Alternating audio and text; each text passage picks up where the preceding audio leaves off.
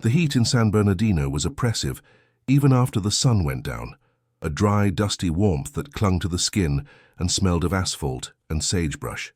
Inside, the Rusty Sprocket, a dive bar located on a lonely stretch of Route 66, the air conditioning was fighting a losing battle against the temperature and the body heat of 40 bikers. The air was thick with the scent of stale beer, cigarette smoke, and leather treated with road oil. It was a Tuesday night, usually a quiet time for the club, but tonight the patch holders were gathered for a standard church meeting that had turned into a drinking session. Jax, the chapter president, sat at the head of the scarred wooden table, nursing a whiskey and listening to the low hum of conversation around him. He was a man etched from granite and bad decisions, with a greying beard and eyes that had seen too much violence to be easily surprised. The jukebox was playing a low bluesy track, blending with the clatter of pool balls in the back and the occasional burst of laughter from the bar. It was a sanctuary for men who didn't fit anywhere else, a place where the laws of society were replaced by the laws of the club. The heavy front door creaked open, letting in a slice of the dusty night air and the sound of distant trucks on the highway. Usually heads would turn to size up the newcomer, checking for rival colors or law enforcement, but the conversation barely dipped. It was only when the door didn't close immediately that Jax looked up, his eyes narrowing against the dim amber lighting. The figure standing in the doorway was small, silhouetted against the streetlights outside, trembling so violently that the movement was visible from across the room. The music didn't stop, but the laughter died down instantly, as the patrons realized this wasn't a customer. It was a girl, no older than 16, standing barefoot on the dirty floorboards. Her jeans were torn at the knees, not for fashion, but from falling on hard pavement, and her oversized t-shirt was stained with dirt and something darker that looked like dried blood. Her hair was matted to one side of her face, hiding an eye that was already swelling shut in a grotesque shade of purple and black. She took a tentative step forward, her bare feet making no sound on the wood, and the room plunged into a suffocating silence. Even the pool players stopped mid-shot, holding their cues like weapons, unsure of what they were witnessing. She looked like a ghost of the highway, something broken and discarded by the cruel world outside these walls. She scanned the room, her good eye darting frantically from one leather-clad giant to another, seeing tattoos, scars, and patches that usually inspired fear. Jax slowly pushed his chair back, the screech of the legs on the floor sounding like a gunshot in the quiet room. He didn't approach her aggressively. He simply stood up, his massive frame casting a long shadow. He saw the way she flinched at the sound, her shoulders hunching up as if expecting a blow. It was a reaction he recognized, a conditioned response that made his stomach turn with a sudden cold rage. The girl's breathing was ragged, audible even over the hum of the refrigerator behind the bar. She looked at Jax, the biggest man in the room, and for a second it seemed like she might turn and run back into the dark night. But she was exhausted, her legs shaking so badly they looked like they were about to give out. She had run as far as she could, and this terrifying bar was the only place with lights on for miles. "Help!" The word was barely a whisper, a crack in the silence that hit harder than a scream. She took another step, stumbling slightly, and instinctively raised her hands to protect her face. The bruises on her forearms were clear under the neon beer signs, fingerprints left by a grip that had been far too strong. The sight of those marks shifted the energy in the room from confusion to a focused, dangerous intensity. Jax took a step around the table, his hands open and visible, showing he held no weapon. He saw the terror in her eyes, the way she tracked his every movement like a trapped animal. "Easy, girl," he said, his voice a deep rumble that he tried to soften, though it sounded like gravel grinding together. "Nobody's gonna touch you here." She stopped, swaying on her feet, tears cutting clean tracks through the grime on her cheeks. She looked at the men surrounding her, outlaws, felons, men who had been to prison, and yet she didn't leave. The desperation in her posture told a story of horror that was far worse than anything she could find in a biker bar. She looked at Jax, her lips trembling as she tried to form words. "Please don't hurt me," she whispered, the plea so raw and filled with genuine expectation of pain that it sucked the air out of the room. It wasn't just a request. It was a beg from someone who had learned that pain was the only constant in her life.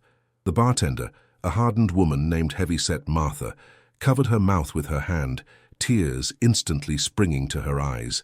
Jax felt a tightening in his chest that he hadn't felt in years. He wasn't a saint. He had done terrible things in the name of the club, but there was a code.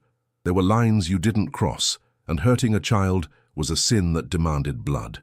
He looked at his brothers, and he saw the same look reflected in their eyes, a cold, deadly seriousness. He didn't say a word. He simply unzipped his leather cut, the vest heavy with the patches of the Hells Angels, and took off the thick flannel jacket he wore underneath. He walked toward her slowly, telegraphing every move so as not to spook her. When he was close enough, he could smell the fear on her, a metallic, sharp scent mixed with the dust of the road. He gently draped the warm jacket over her shivering shoulders, engulfing her small frame in the fabric that smelled of him and the club. She flinched initially, but then sank into the warmth, her knees finally buckling. Jax caught her before she hit the floor, his large hands holding her up with surprising gentleness. "Get a chair," Jax commanded, his voice leaving no room for hesitation, "and get some water and the first aid kit. Now." The room exploded into action, the paralysis broken by the need to do something, anything, to fix the broken thing that had stumbled into their world. The girl looked up at Jax, gripping the lapels of his jacket with white-knuckled desperation. She was safe for the moment, but the look in her eyes told Jax that the danger wasn't gone. It was just outside the door, waiting in the dark. And for Jax, that meant the night was just beginning. They sat her down on a sturdy wooden chair in the back office, away from the prying eyes of the main bar area. The room was cluttered with paperwork, spare motorcycle parts, and boxes of liquor, but it was warmer and quieter here. Martha, the bartender, was kneeling beside the girl, gently wiping the dirt from her face with a warm, damp cloth. The water in the basin turned a muddy red, revealing the true extent of the cuts and scrapes on her pale skin. Jax leaned against the doorframe, his arms crossed over his chest, watching the scene with a dark intensity. He had stationed 2 prospects, young recruits hoping to join the club, at the front and back doors of the bar with strict orders. No one enters, no one leaves without permission.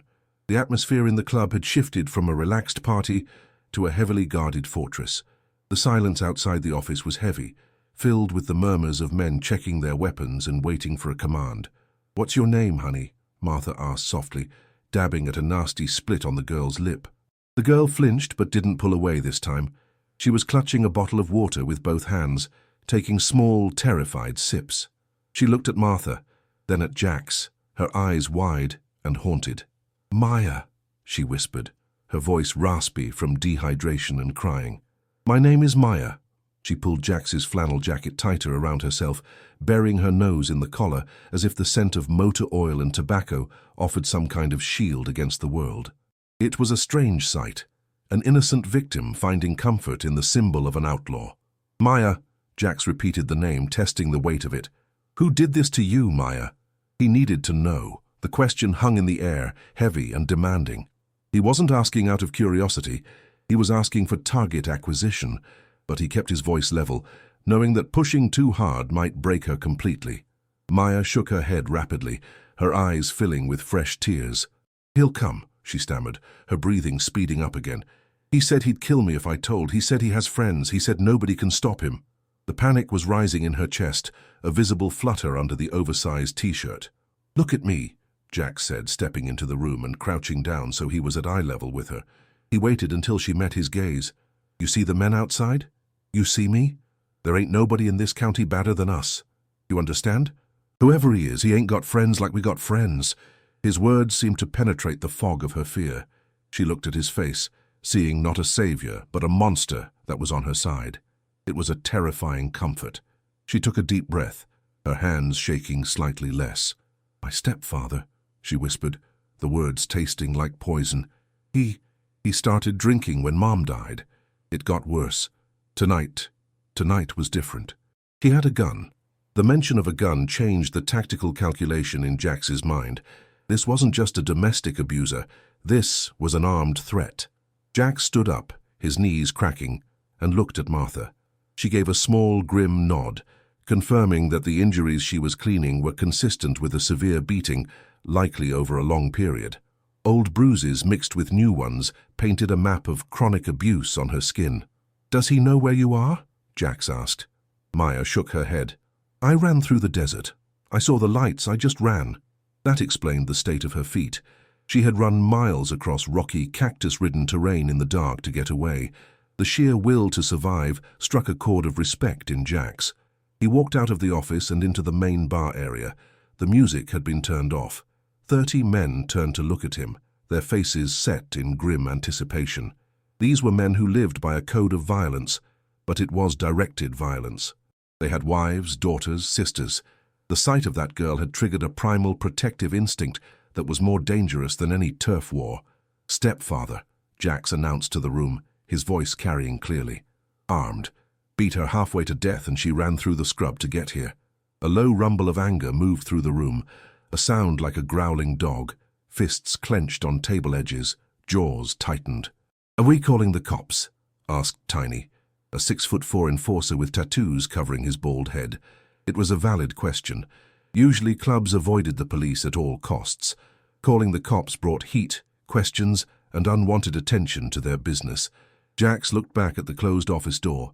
If they called the cops, Maya would go into the system. Foster care. Statements. Maybe the stepfather would make bail. Maybe he had connections like she said. The system failed girls like Maya every day. Jax knew that better than anyone. "She asked us not to let him hurt her," Jax said, staring at Tiny. "She didn't ask for a social worker. She came to the Angels." The decision hung in the air, heavy with consequence. Taking matters into their own hands meant risking prison, risking the charter, risking everything. "We take care of it," Jax said finally. It wasn't a question. "But we do it right. No mistakes. We find out where he is, we make sure she's safe, and then we handle the trash." The room nodded in unison. It was a pact. Inside the office, Maya heard the rumble of voices and flinched, but then she felt a strange sensation. For the first time in years, she wasn't the one who needed to be afraid. The monsters were outside the door, but tonight they were guarding her. The atmosphere in the rusty sprocket had transformed from a bar into a war room. Phones were out, calls were being made to contacts across the county. The bikers needed intel. Maya had given them a name, Frank Miller. A common name, but with the location of her house, an isolated property about 10 miles out in the deep desert, it wasn't hard to narrow down. Jack stood at the bar, sketching a rough map on a napkin based on what Maya had told Martha. The girl was still too shaken to speak to the group, but she was talking to Martha, feeding them details. Frank was a mechanic, worked out of his garage, dealt in stolen parts. That meant he likely had tools, weapons, and no close neighbors to hear anything. "I know the place," said a biker named Rico, stepping forward. "Passed it 1,000,000 times. High fence, dogs. Looks like a junkyard. Guy's a paranoid drunk. If he's got a gun, he's probably sitting on his porch right now, waiting for her to come back." The reality of the danger escalated. If Frank was waiting, approaching the house was tactical suicide without a plan. And there was another problem. One of the prospects, a kid named Leo, who monitored the police scanners, jogged up to Jax. "Press, there's chatter. Domestic disturbance call reported by a neighbor about 3 miles from the target location. Cops might be heading that way to check for a runner." Jax cursed under his breath. If the sheriffs got there first, they'd find an empty house or a smooth-talking Frank spinning a lie. They wouldn't find Maya, and they might leave Frank free to hunt her down later. Or worse, if the club showed up while the cops were there, it would be a shootout or a mass arrest. "We have a window," Jack said, looking at his watch. "The deputies are slow out here. They'll take 40 minutes to get to that property on a low-priority call. We can make it in 20 if we ride hard." The clock was ticking. The pressure was mounting not just to act, but to act with surgical precision. Inside the office, Maya started to panic again. She could hear the urgency in their voices. She grabbed Martha's arm. "He's going to find me. He tracks me. He has an app on my phone." She fumbled for the shattered smartphone in her pocket. Martha immediately grabbed it. "Jax!" Martha yelled. Jax rushed into the room. Martha held up the phone. "She says he's tracking this." Jax snatched the phone. It was smashed but still powered on. This was a double-edged sword. He could track her here to the bar, or they could use it. "He knows she's here?" Jax asked. Maya shook her head, tears streaming again. "I don't know. Maybe. He always knows." The psychological hold the stepfather had on her was absolute. She believed he was omnipotent. Jax needed to break that belief to save her. "Give it to me," Jax said. He handed the phone to Rico. "Take this phone. Ride the opposite direction toward the interstate. Toss it in a truck bed at the gas station. Let him chase a ghost." Rico nodded and ran out the door, his engine roaring to life seconds later. But the diversion wouldn't solve the core problem. Frank was still in that house, and Maya would never be truly safe as long as he was breathing free air. The club was divided by a thin line of morality. Some wanted to just hand her over to CPS and secure the club. Others, the older heads, knew that justice required action. Jax looked at Maya. She was watching him, her eyes searching for confirmation that he wouldn't abandon her. "You trust me?" Jax asked, his voice low. It was a ridiculous question to ask a traumatized child, but he needed her buy-in. "I don't have anywhere else," she answered. It was the honest truth. That resignation broke Jax's heart more than her tears. She had accepted that her fate was in the hands of strangers because her own family had become her executioners.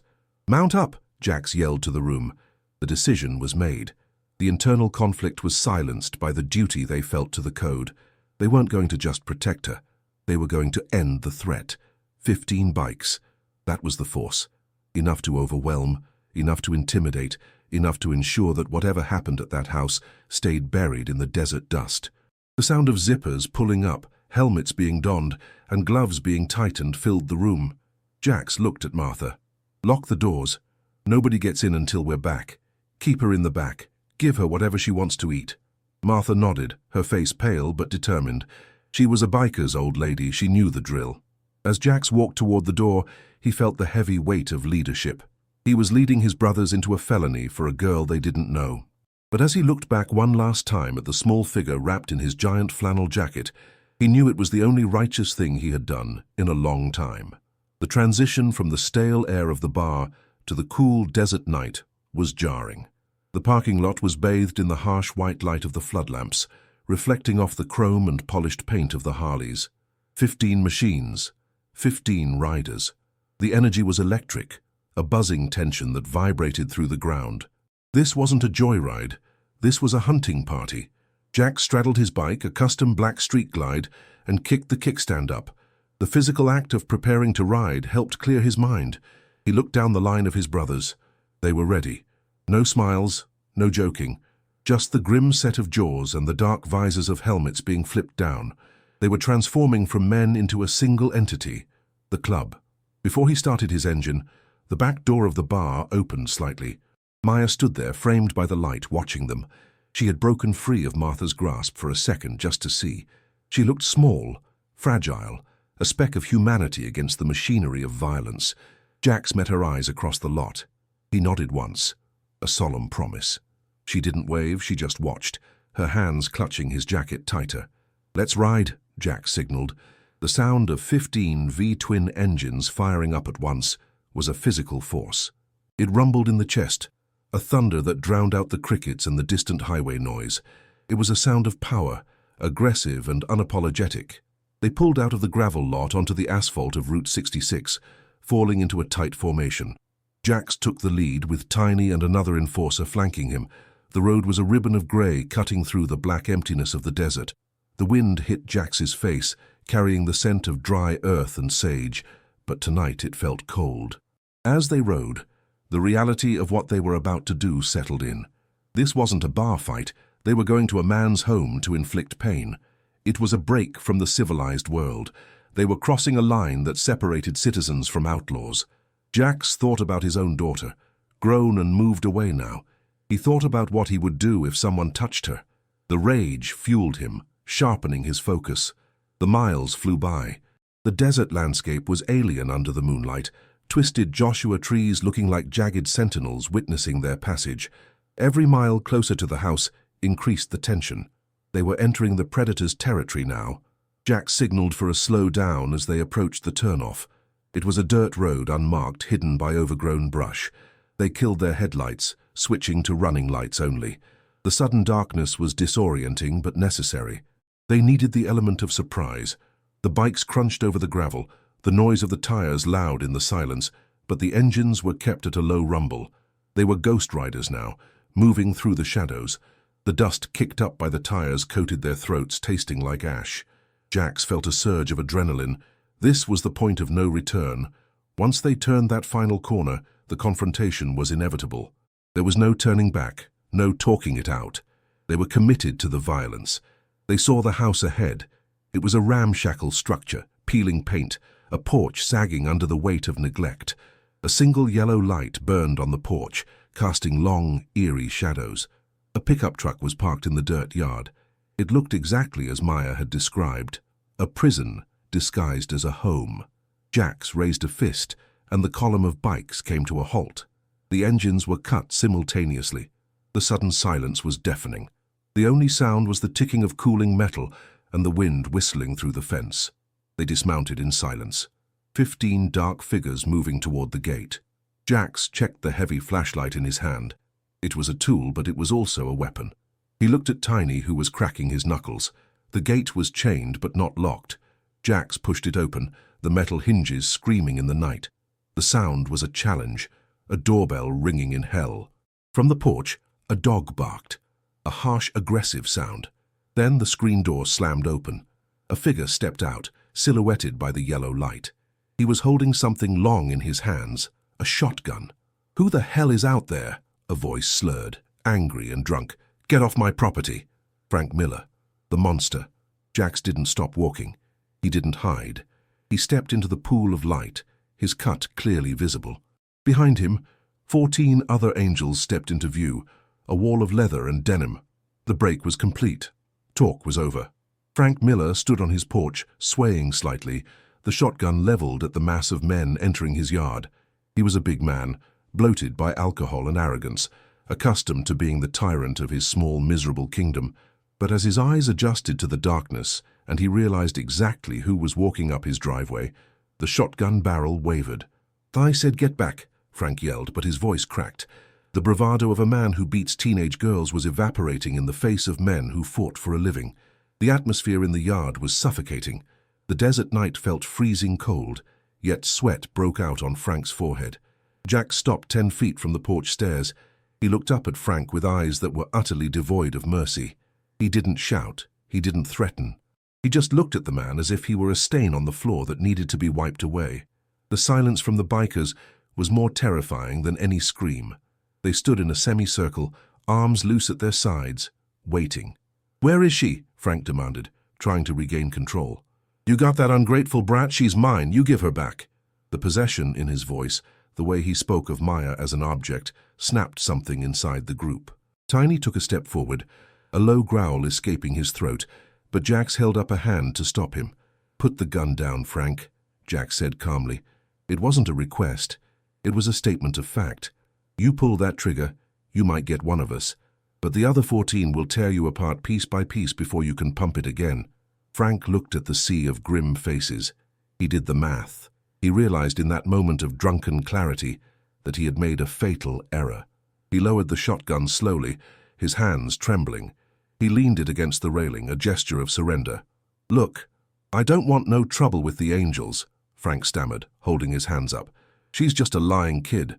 Drama queen. You know how teenage girls are, telling stories." He tried to smile, a sickly, ingratiating expression that made him look even more pathetic. Jax walked up the stairs, the wood groaning under his boots. He stood nose to nose with Frank. The smell of cheap whiskey and unwashed clothes wafted off the man. Up close, Jax could see the fear in Frank's eyes, the frantic, darting look of a rat caught in a trap. "She didn't tell us stories," Jax said quietly. "Her bruises told the story. Her bare feet told the story." Jack suddenly grabbed Frank by the collar of his greasy shirt and slammed him against the siding of the house. The impact shook the porch light. "Are you like hurting little girls, Frank?" Jax hissed, his face inches from the abusers. "You like making them beg?" Frank gasped for air, his feet dangling slightly off the ground. The physical power of the biker was overwhelming. The rest of the club moved up. They swarmed the porch surrounding Frank. It was the bottom of the well for Frank Miller. He was alone, miles from help, facing a judgment he couldn't talk his way out of. The isolation of the desert, which he had used to hide his crimes, was now his prison. I'm sorry," Frank whimpered. "I won't do it again. I swear." It was the plea of a coward, the same plea his victims probably made, ignored by him. The irony wasn't lost on the men standing there. Jax released him, letting him drop to the floor. Frank scrambled back, cowering against the wall. He looked pathetic, small. This was the man who had terrorized Maya, this shivering heap. "You're right, you won't do it again," Jack said, looking down at him. He turned to Tiny. Search the house, make sure there's nobody else. Find her stuff, anything that matters to her." Tiny and two others kicked the door open and went inside. The sounds of drawers being pulled out and things being moved echoed from inside. They weren't looting. They were retrieving a life. Jax crouched down in front of Frank.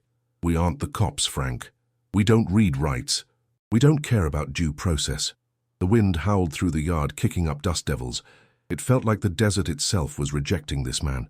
Frank started to cry, ugly, sobbing tears. "Please," he moaned, "please don't kill me." Jax stood up, disgusted. Killing you would be too easy, and it would bring too much heat. He looked at the vast, empty darkness of the desert surrounding them. "But you can't stay here. Not in this house. Not in this town. Not in this state." The verdict was being delivered. It wasn't a legal sentence, but it was far more binding. Frank was being erased from his own life. Tiny emerged from the house, carrying a small duffel bag and a stuffed bear that looked old and worn, Maya's few precious possessions. He handed the bag to a prospect and looked at Jax. "Place is a sty, boss. Found holes in the drywall. Heavy locks on the bedroom door. On the outside.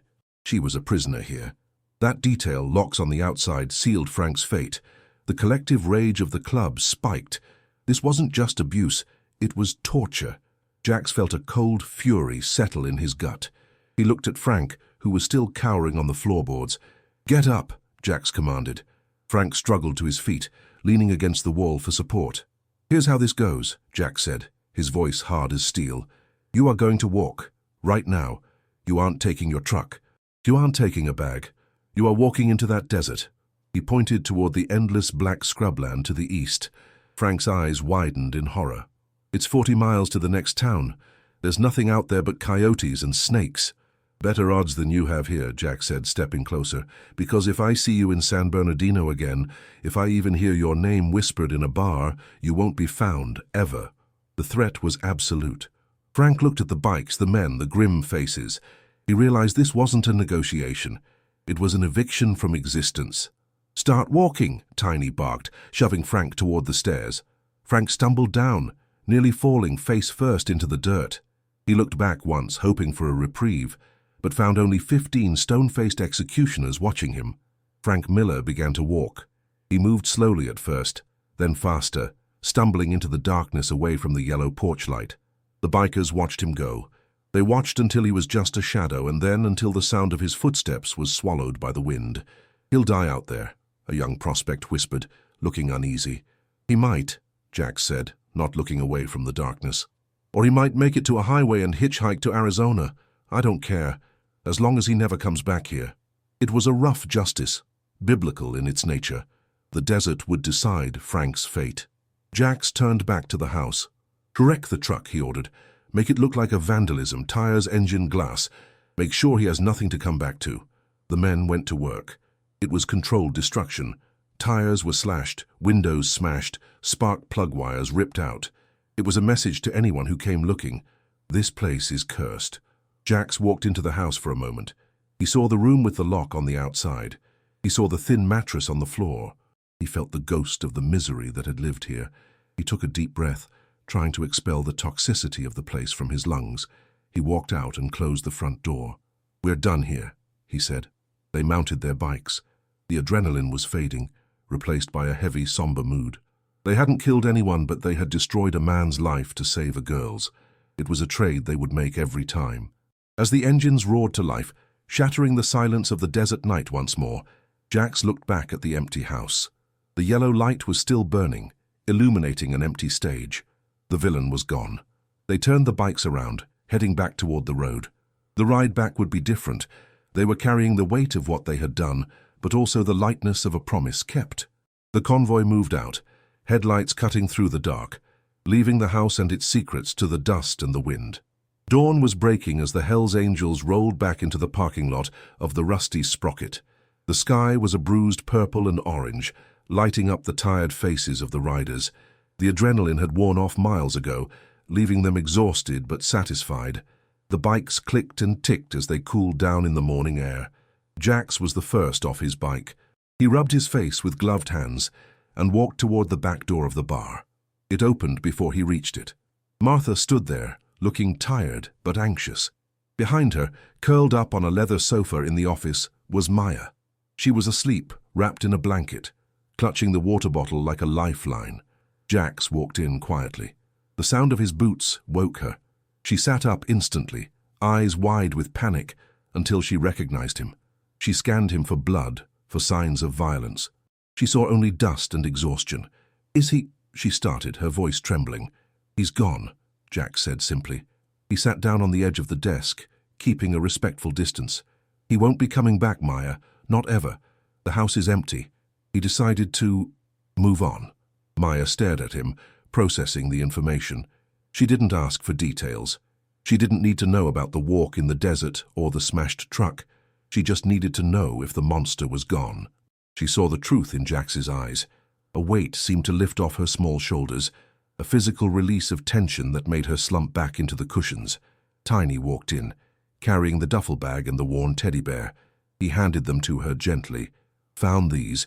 Thought you might want 'em." Maya gasped, grabbing the bear and hugging it to her chest. It was a piece of her childhood, something soft in a hard world. She looked at Tiny, then at Jax, tears welling up in her eyes again. But these weren't tears of terror. They were tears of overwhelming relief. "Thank you," she whispered. "Thank you." "We got a hold of your aunt in Nevada," Martha said softly, stepping forward. "She's been looking for you. She's on her way. She'll be here in 3 hours. You're going to go live with her. She's good people." Jax nodded. "Until she gets here, you stay right here. Nobody touches you. You're under the protection of the club." Maya looked around the room. These men, scary, tattooed, leather-clad outlaws, had saved her when the polite society had failed. They were the monsters who hunted other monsters. Later that morning, when the aunt's station wagon pulled up, the parking lot was still full of bikes. The aunt, a terrified woman, was escorted inside by 2 massive bikers. When she saw Maya, she broke down. The reunion was tearful and loud. As they walked to the car to leave, Maya stopped. She turned back to the line of bikers standing on the porch of the bar. She found Jax in the crowd. She let go of her aunt's hand and ran back to him. She stopped in front of the president of the Hells Angels chapter. She didn't say a word. She just reached out and hugged him, her arms barely reaching around his waist. Jax froze for a second, then awkwardly patted her back with a hand that could crush a brick. "Be good, kid," he grunted. She let go and ran back to the car. As they drove away, she watched them through the rear window, a row of dark figures standing guard in the morning sun. The town of San Bernardino never spoke about what happened to Frank Miller. His disappearance was just another desert mystery, but the legend of the night the Angels rode for a 16-year-old girl became a quiet story passed around in hushed tones. Jax watched the car disappear down Route 66. He lit a cigarette, the smoke curling up into the blue sky. He was tired. His bones ached. But as he looked at his brothers, he knew they had done good. Sometimes the only people who can help are the ones everyone else fears. "All right," Jax said, turning back to the bar. "Who's buying the first round?" The door to the rusty sprocket swung shut, sealing the story inside. Just another secret of the road.